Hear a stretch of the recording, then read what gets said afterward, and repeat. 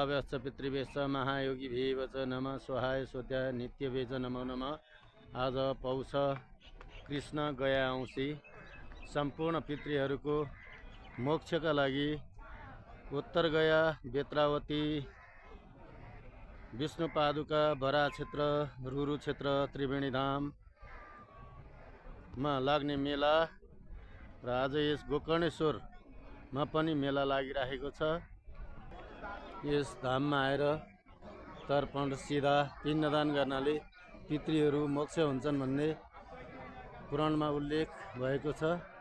यहाँ आफ्ना सन्ततिहरूले आएर टेकिदिए भने पनि मात्र पनि आफ्ना सन्तानको चक्रबाट सन्तानको पहिचान गर्नुहुन्छ पितृहरूले। त्यसैले यो पितृमोक्ष धाम उत्तर गया गोकर्णेश्वर धाममा यो विष्णु पादुका गदाधरको मन्दिरसँगै तर्पण पानी पिण्डको